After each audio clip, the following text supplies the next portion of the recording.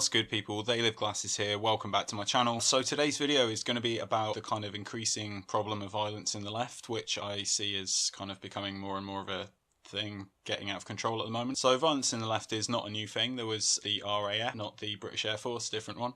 The FARC, who are like a Marxist, Leninist kind of extremist group in Colombia. There's Shining Path in Peru, various Maoist groups going on around Asia and stuff. But recently I've been seeing it more in the UK, the US and Europe, and these things only ever end up badly, really. I mentioned in my video on campus censorship that left-wing protests are becoming more tense and divisive, kind of dividing people into sides, calling people fascists, blaming everything on white people, white men, white people having to stand at the back of Black Lives Matter protests, you know, like people being attacked, etc, etc. I've seen rioting and protesting over the last year kind of tied together. The Black Lives Matter protests.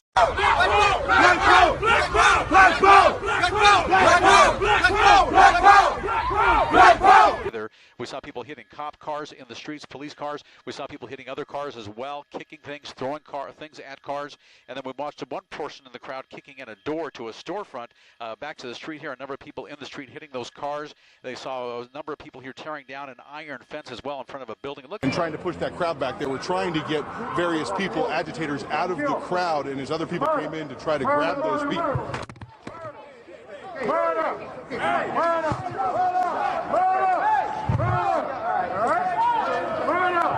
Ed, are you okay? Yeah, we're fine, Anderson, we're fine. So just someone taking out their frustration. Is they white? Is they white?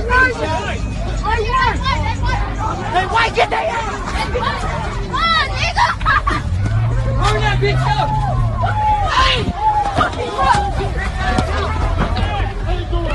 Hey, they beating up every white person!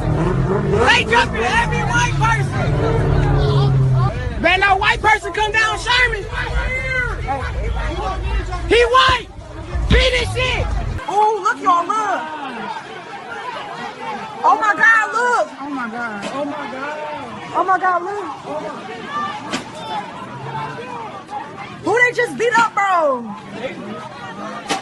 Now see, this ain't on the play, but I think they just beat some white bitch ass for no reason. They bust her window and everything. The anti-Trump riots before the inauguration and on the inauguration day itself. Black-clad anarchists smashing windows and clashing with police less than a mile from where Donald Trump took the oath of office Friday. The group targeting corporate symbols, including a Starbucks and Bank of America branch, as they cut a raucous path through downtown Washington. Shield that's now broken. She's visibly upset in the front seat. Someone has a bat. Someone has a bat right here. There's a couple people out here trying to keep the peace. This is not good. This is not good. This is not good at all. Fuck you! Fuck you, bastard! This entrance is closed. I'm gonna have Fuck you, bastard! Go another way. Go another way. Hold the line. Go another way. Go another way. We have to get there. Oh, no, sorry. Google Maps. To the right. You guys are hypocritical. We've already tried. Go the other way. So you go to 12 Street. You can't get through that way. Well, you can't fucking back. Oh, rocks. Oh, they've got rocks here. Oh my God. Okay. Okay, yeah. Let's. Hammers. Holy crap.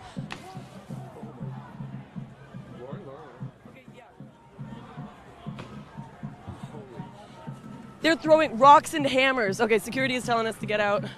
They are smashing the Starbucks windows right now.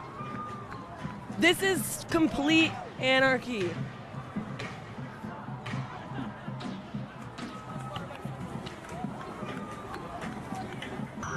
Oh my God. They've got a guy on the ground over here. No, get this.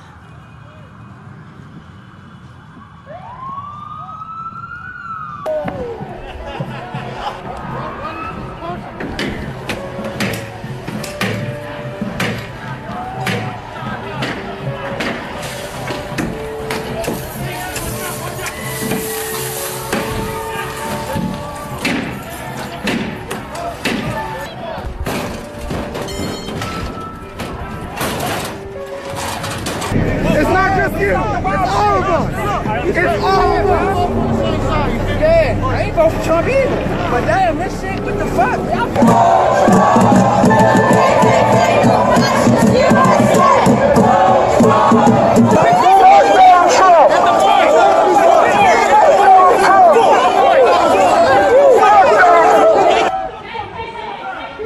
Holy shit! Holy shit! Holy shit! Holy shit! That's how you count! That's right! You got knocked out, bitch! Your boy got knocked out! That's right!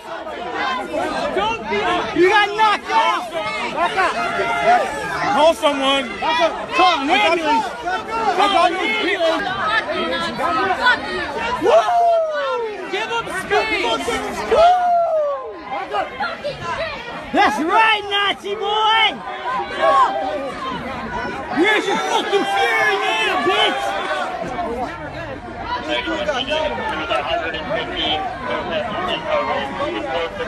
I cannot witness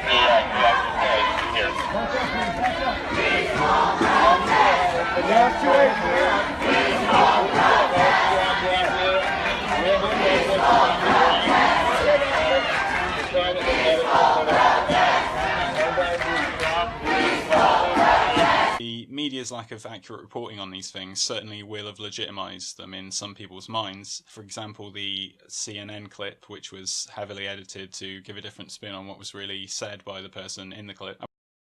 Thy kingdom come, thy will be. Of the man who was shot made an emotional statement to the police, and CNN used a very short clip which made it look as if she was asking people to calm down. Family and friends holding a vigil marked by prayers. Thy kingdom come, thy will be done. With his sister calling for peace. Don't bring the violence here and the ignorance here. And that's where CNN left off. But if you look at the longer version of what she said, it becomes clear that she's actually condoning violence, so long as it's elsewhere. Burning down ain't gonna help nothing. Y'all burning down shit we need in our community. Take that to the suburbs. Burn that down. We need our shit. Y'all wanna hurt somebody, take that shit further out. Don't bring it here. Don't bring the violence here and the ignorance here. We're also seeing like the rise of groups like Antifa and anarchist black bloc movements attaching themselves to these like legitimate protests. Sargon of Akkad did a good video explaining these groups, so I'll link that to the description if you want to know more detail about what black bloc movements are, who Antifa are, what they're about, that type of deal. But Antifa have no problem with beating up a woman wearing a Spanish flag bracelet, because what a fascist is now so wide that they can kind of excuse attacking anybody.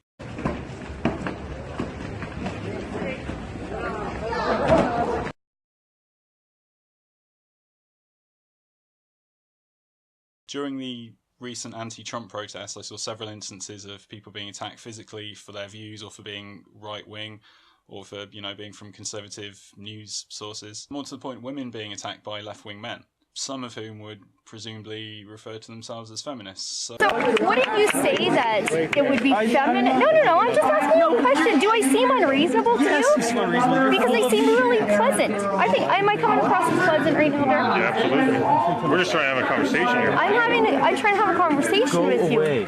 Get out of my fucking face. I will break your camera. You do not have the right to... Whoa! Guys, let's calm down. Calm down. You don't have the right to film me everywhere you go. Yes, she does. Just Yeah, I do. You just hit me in the face. No, don't tell me to calm down. I'm not telling you. Yeah, you guys should move away. You deserve to be angry. You deserve to be angry. Yeah. Freaking wizardry. No, don't get it between me. Get it between me. I'm a feminist. That guy just hit me in the face. Doesn't matter. Do I deserve it? No justice. No justice. No justice for democracy but fight. Whoa!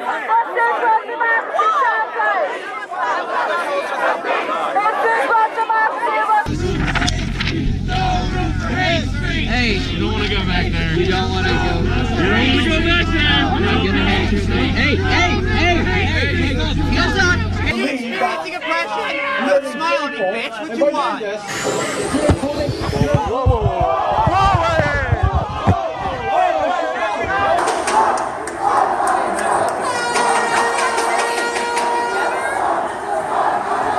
She was anxiety I'm on, but this is a little bit much now.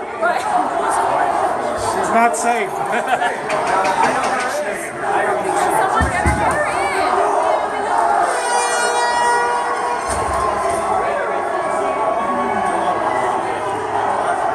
A small group of pro-life demonstrators were attacked by those participating in the Women's March. The pro-life demonstrators were blocked from view, screamed at, and had drinks, snow, and mud thrown at them. But it was upside down. Oi! Who the fuck are you? Hey, Who the fuck are you? don't come near the camera. Look at the camera. Who the fuck are you, man? Sorry. That's... Oliver, just go that way, go that way. Seriously, who the fuck are you? Fine. Fuck off now. Seriously. No, we're staying here because Yes, this you is are. public property. Oliver, run. Fuck off, you fascist cunt. We're not fascists. You're the fascists. You're denying people free speech. You're denying people free speech. Fuck off. Fuck No, off. I'm staying here. Fuck off. This guy is beating us up and he's trying to grab the cameraman. Can you please stop him? The man, yeah, the one right there. Guys, want to give the lady the half back? You're the real fascist, you know that? You don't believe in free speech, you don't believe in our right to be on public property, you are the real fascists! So aside from the obvious problems with just attacking people and the double standard with this, it gives, you know, the evil right wing, in quotation marks, fuel to criticise the left on. Like, hitting a woman in the face is not a good look for your movement. Which brings me neatly to Richard Spencer, a white nationalist who was punched in the face by a left-wing protester during a recent interview. To be honest, like this is where we are. I've given conferences for ages, and we'll usually expect some protesters, they'll do silly string or something like that.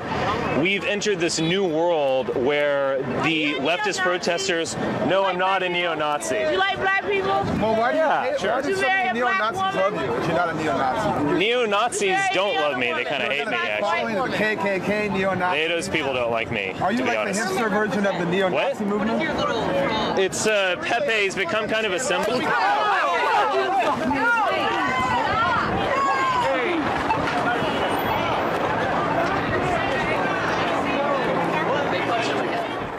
And this seems to have sparked a debate about whether or not it is okay to physically assault someone whose ideas you disagree with. Spoiler alert, I don't think it is, but many other people on the left seem to think otherwise, but back to that later. Now, it's important to point out that this is not the whole left, as some conservative news sources are kind of suggesting. Looking at you, Paul Joseph Watson. Leftists, it's the leftists, but it is a growing element within the left, aided by a lack of condemnation and kind of excusing in the attitudes of people in there. It seems to me to be a culmination of things, of the gotcha culture, which started with Justine Sacco and the public witch hunt she endured after making a joke on Twitter, and there is a direct line through social justice, Twitter mobs, Shirtgate, the firing of Tim Hunt, to later the doxing of millennial woes, and Richard Spencer getting punched in the face. Other factors include the ease of taking part in online activism, I think, the involvement of social media, echo chambers, and social media-induced narcissism, thinking that you're always right because you surround yourself with like-minded people and block opposing opinions. You can have thousands of followers spreading and affirming your views. These kind of elements play into the mix, I think, when picking a side,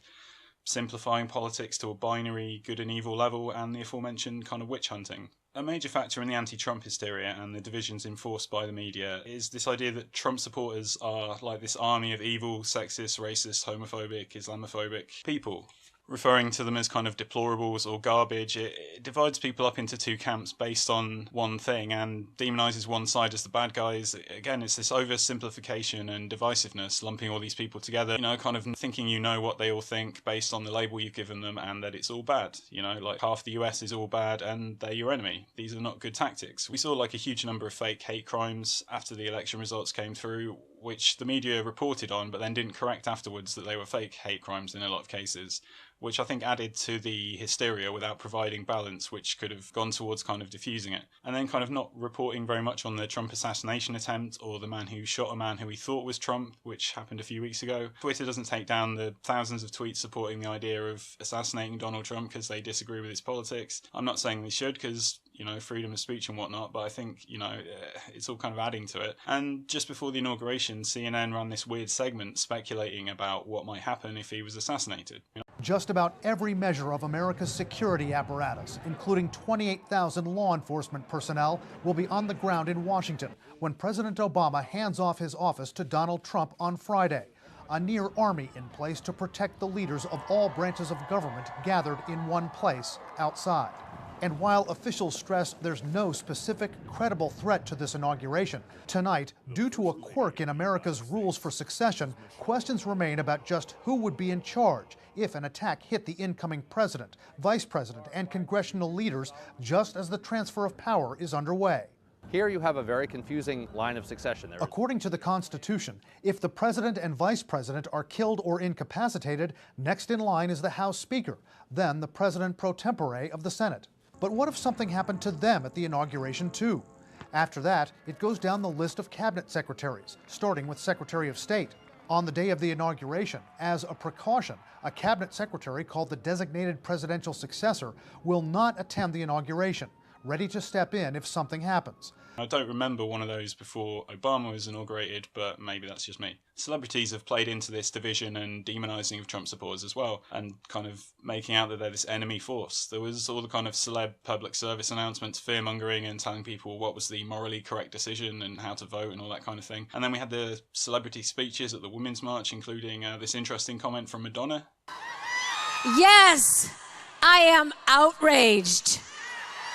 Yes, I have thought an awful lot about blowing up the White House.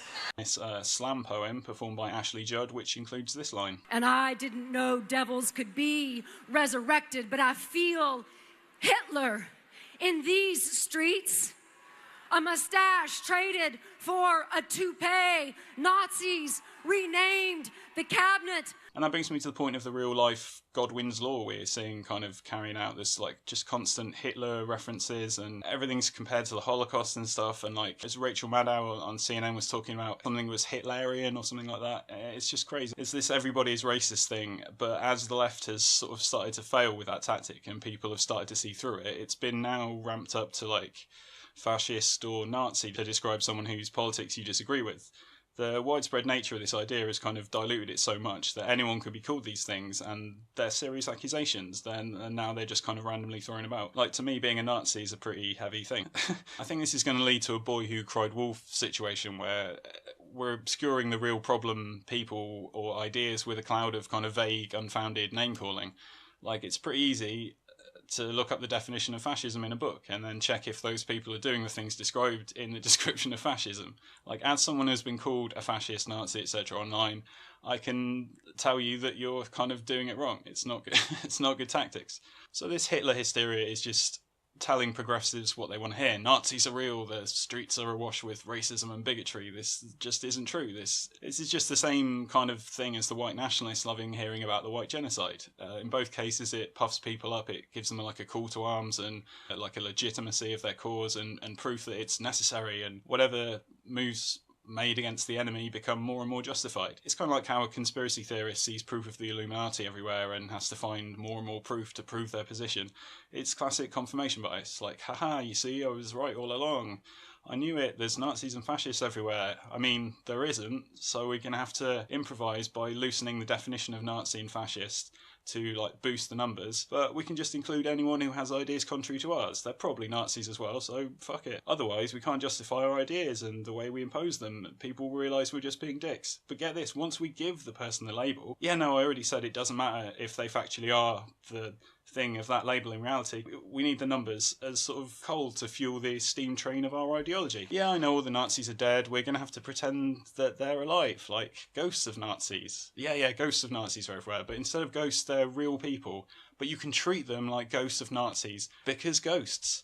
I mean, this is just fucking ridiculous. I mean, once you tell everyone Trump is Hitler, then people who support him are Nazis, right? I mean, the KKK supported Trump above Hillary, and you support Trump, so you must support the KKK by the power of bullshit transference. So it's cool to punch them in the face. I mean, they're basically in the KKK, so it's fine. And this hysteria around the KKK and white supremacy is being fueled by kind of social justice ideology coming from college campuses. These ideas that the US and Western society as a whole are like white supremacist, hetero-capitalist patriarchy or whatever.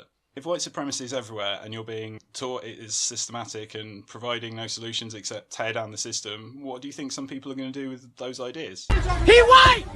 Beat his shit! You voted Trump! You voted Trump! Oh, yeah! Yeah, he voted Trump! She been yeah! Y'all vote. I gotta do that to Damn. Beat his ass! Don't vote Trump. Don't vote Trump! Don't vote Trump! Yeah, this shit did it. Ass nigga, boy. Fuck Donald Trump, nigga. Fuck white people, boy. Fuck them, bitch. Yeah.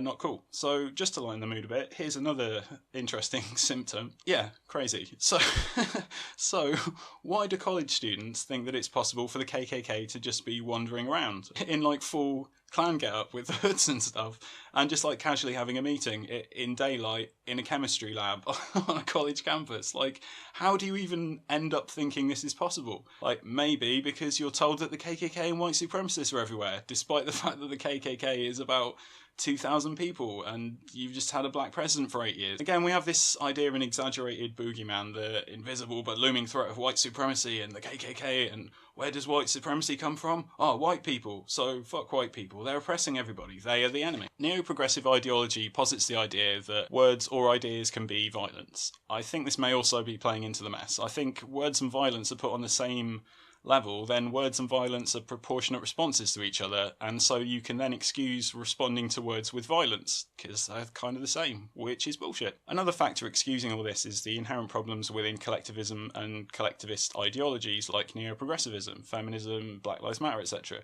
and also white nationalism. On a fundamental level, you erase the individual and dehumanize them to a degree by putting them into groups, such as men, women, white people, black people, gay people, straight people, whatever. This dehumanizing effect allows these groups to be pitted against each other by an ideology with a degree of separation from thinking of them as actual people. Another problem with collectivism is the idea of doing something for the greater good. The viewing of things in these zoomed out terms means that you can trample on the rights of an individual and excuse it because it's for the greater good. And in zooming out in this way, it's impossible to focus on the tiny detail of an individual person. I mean, you want to talk about actual Nazis, collectivists, fascists, collectivists, communists and Marxists, collectivists. How did any of these ideologies turn out? So it's not you versus an individual anymore, it's good versus evil. This simplistic binary ignores the nuances of people and can only yield simplistic results and solutions which are too simplistic for the complex problems we're facing as a society right now. Pitting everyone against each other is simply counterproductive to solving these problems. Additionally, putting someone into one of these groups tells you nothing about them or what they think, so it's basically pretty useless, except as an excuse to be shitty to people and defend the bigotry that grouping people in this way induces. This process of othering and dehumanising your enemies began with Sacco and Shirtgate and the legitimising of witch hunting as a tactic through political correctness and social media narcissism and social justice ideology, and hurrying to take up a political position perceived as righteous to the outside world, and excusing horrible tactics because it's all for the greater good and we're fighting the bad guys. It's gone from it's okay to get someone fired for a joke to it's okay to physically assault those who have different ideas from you. I think something else playing into this shit show is a weird contradiction in neo-progressive ideologies like feminism, and that's the idea that the personal is political. This allows every idea contrary to one's ideology to be viewed and felt as a personal attack. This itself is fanning the bullshit flames, as any criticism of feminism, for example, is seen as a personal attack on a particular feminist themselves or on women as a whole. This is one of the many problematic elements of identity politics. Yet at the same time as this, collectivism depersonalises someone by identifying their politics and hence making that person a representation of their politics, i.e. a Nazi. And this label may not even accurately identify and describe their politics, as I've said, i.e. a Nazi. So it's okay to punch them, and that isn't personal, because in your mind they represent all Nazis, but if they disagree or debate your ideas, this is a personal attack. As you can probably hear, this makes no sense when you break it down and think it through. This doesn't stop many on the left from excusing Dick Spencer getting his fashy haircut ruffled by a cowardly little cheat from Antifa. Articles were written excusing and celebrating the assault, and far left or neo-progressive YouTubers commented that it's okay to punch a Nazi, and various other comments legitimising the idea of refusing to talk things out and that actual violence is a better way to deal with those you disagree with. If I open my newspaper and I read Nazi got punched last night, I'm going to say, oh, good. You know, that's what I'm going to say, because fuck him. If I read the newspaper next week and the story is, oh, Richard Spencer is afraid to leave his house because every time he steps out his front door, somebody punches him, I'm going to say, good. We all know Nazism is evil. We know their goals. We know where their ideology leads. If you punch a Nazi, especially if you're one of those marginalized and threatened by their ideology, you're acting in self-defense. Even if you're a white person punching a Nazi, you're acting in defense of others. If you aren't punching Nazis, You're showing that you don't care about those who are affected by their ideology. If there was a war against the fascists in the US, I would be there. I would go. I would come over. And I'd be killing Nazis left, right, and center. There's not a man with whom you can negotiate some sort of halfway ground. That is a fascist piece of shit. And so if occasionally you have to clump one of them around the fucking head to make them know that they're not going to be unopposed, frankly, not only am I not going to lose any sleep over it, I put it on my fucking channel. I think it's a little bit unfair for Americans to get on our high horse and say, you know, we have to be entirely nonviolent and to be very judgy of Europeans who are willing, who have Kevin's position. If that's what it's going to take to stop a man like this with ideas like this that could cause real harm, then that's what you would have to do. Morally, ethically, I don't see any other option. Many have argued that we must be better than the Nazis and therefore we cannot punch them. I want to make this simple. A fist to the head is still the moral high ground when you're punching someone advocating for genocide. I think a lot of people on what I guess we could call the other side of this, the sort of anti-feminist, anti-social justice, pro-Nazi. I find it interesting that these are the same people who characterise Twitter disagreements as harassment and will kick off about the slightest comment. Oh yeah, no, I forgot for a second that words and violence are the same in terms of severity. That explains it. One major concern I have is that I don't exactly trust neo-progressives and social justice types to effectively identify who they are allowed to punch in the face. Like I said before, according to some, I would fit into that category. I mean, judging from the behaviour and viewpoints I've seen from neo-progressives in the last few years, I don't trust that they have the best thinking, theories, factual accuracy, or grip on reality and what is happening in the world in general. As we can see from people calling popular gaming YouTuber JonTron a Nazi for appearing on a stream with Sargon of Akkad. If anyone you disagree with is a fascist and it's okay to punch fascists, then I guess it's okay to punch anyone I disagree with. Sorted. But why am I making these criticisms of the left when I'm on the left and not criticising the right wing? I must be right wing then, mustn't I? I mean, the right are all crazy gun-toting bigots, aren't they? Well, I don't really see this violence in the current right, and not with the alt-right. They seem to be just, I don't know, posting memes, making blog posts, doing podcasts, having conferences, whatever. But I think if, you know, this bullshit keeps going, you will see a rise of violence in the right. I don't see this kind of violence at right-wing protests at the moment, you know, like, and you'd have thought that if there was footage of violence at a right-wing protest, every left-leaning media outlet would be shouting it from the mountaintops. Instead, they're kind of covering for violence on their own side, in quotation marks. I mean, I see left-wing commentators fear-mongering about right-wing violence quite a lot, but I don't see a lot of it really materialise. I make these criticisms of the left because I want my side, in quotation marks, to do well. I don't want to help the right wing by pointing out where they're going wrong so they can fix those problems. They're doing just fine at the moment anyway. But the left certainly isn't, and these glaring errors are easy to point out to the right wing and use against the left, so you're making their points for them, as well as giving twats like Spencer the opportunity to craft a victim narrative for the gaining of support and publicity, a tactic neo-progressives will be more than familiar with, I'm sure. And I sympathise to a degree with neo-progressives. They so badly want it to be the 50s and 60s still, with misogyny and racism everywhere. They seek on some level the grittiness and authenticity of being a revolutionary. It's their identity and it's important to them, but on a level the world doesn't need them as much as they need the world to need them. They kind of miss the boat in a way. The big fires are out and the big dragons are slain. That's why they have to live in the past. They constantly draw the line between slavery, segregation, Jim Crow to the present day and kind of mash the timeline together and make it look like it's all just the same kind of thing. They use the emotive impact of these dark earlier times as a distraction, an emotional sleight of hand. Slavery is bad, right? Well, this is basically the same thing as slavery, and you do think slavery is bad, right? Well, kind of LARPing that it's the 60s civil rights era. I wouldn't personally want to be beholden to an ideology that constantly forces me to think about all the worst parts of history and pretend things now are worse than they are, and to seek evidence to confirm this in everything in the whole world. That's fucking horrible. It's a level of paranoia similar to conspiracy theorists, like I said before, who think the Illuminati is everywhere, controlling everything, oppressing the people, and the CIA is watching them or whatever. As I've said, this is like a culmination of a lot of factors leading to this, and the left has to take responsibility for its part in trying to diffuse it. Because for one thing, if it does come down to violence in a kind of right versus left civil war, the left will undoubtedly lose, because, you know, some of those gun nuts will have have guns and be nuts. Not to mention that segments of the far right thrive on violence, and most of the far left thrives on pacifism. If there is Antifa or Black Bloc groups in your movement or at your protests, you need to call them out and remove these radical elements and remove this violence, or you might get caught in the crossfire, metaphorically and literally. You need to get a grip on these escalating outbursts and flailing around if you want to be taken seriously as well, and actually kind of being in any shape to oppose your opposition from a strong foundation. You need to prune off these lame branches of identity politics, violence, double standards, name-calling, contradictions, demonising those with an opposing view, or flat out refusing to engage with them in civil debate. These branches are making the tree sick. Your ideology at the moment is going nowhere except into the rocks at high speed. I mean, do you not wonder on some level why all these tactics and kind of vague causes and waving signs around have resulted in you losing?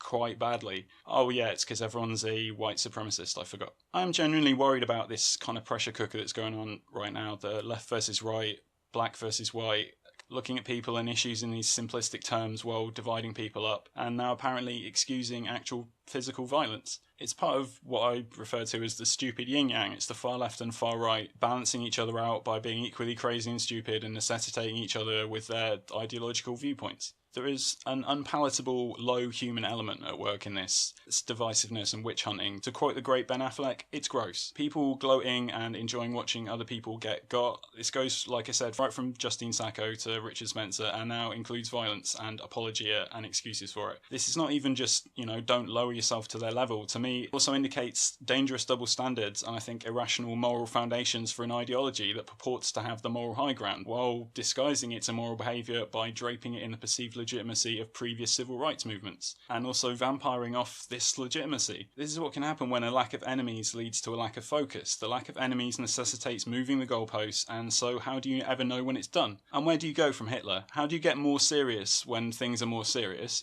And how do you ramp it down from Nazis once you've called everyone Nazis? And if Trump does something right, how do you acknowledge it? I mean, Hitler did it right, so you can't acknowledge it was right because it's Hitler basically did it.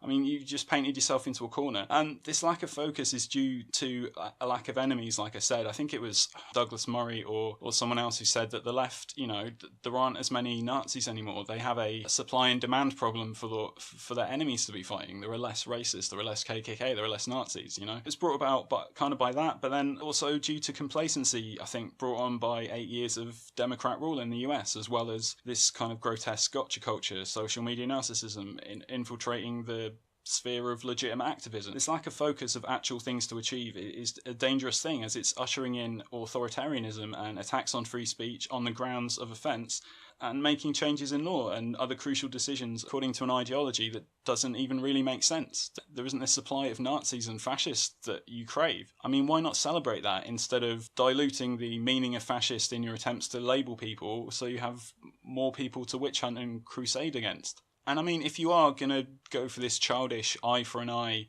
justice thing, then at least go after the actual people. Like I said, be more accurate identifying who the people are who are your enemies, in quotation marks. Decide who you're mad at, not female reporters who happen to be conservative, or any reporters, or this immigrant dude who had his limo set on fire, which presumably has to replace and will cost about $70,000 or something. If you're going to do stupid, brain-dead violence, at least make it make sense in some kind of way. But this is, it's the last desperate flailing around and lashing out of someone losing their grip on an argument. It's like, it's like when someone gets so heated up in an argument because they're losing, and then they just lash out and hit somebody. It's like, you've lost the argument. But this goes back to what I was saying before. I don't trust a lot of these people to accurately identify, or in general to decide who should be attacked or punched. So let's just not punch anyone, just based on their ideas, yeah? How about that? Cool, okay. Alright people, that's all from me for now. Let me know what you think in the comments or on the social medias. Let's talk it out, not punch it out. Hope you're doing well out there, people, and I will catch you on the next one.